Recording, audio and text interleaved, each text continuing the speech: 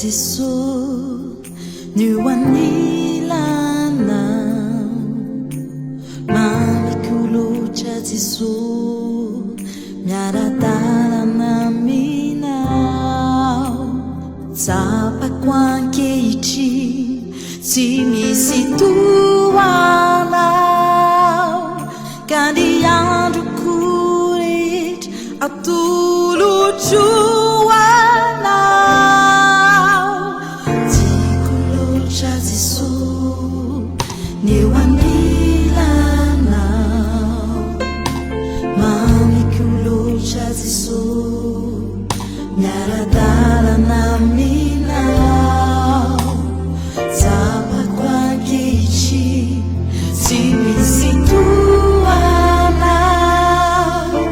Kandiyandu kurit Atulu chualau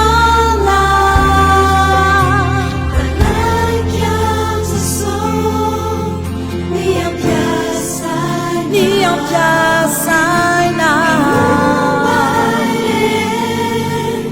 Ijurai suantakau Tasiku fecha fafuku anau Nyamkurecha de suantakau Kamanjakiza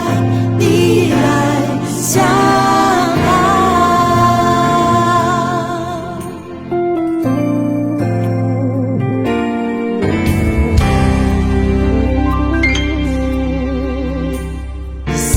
Quanau la landa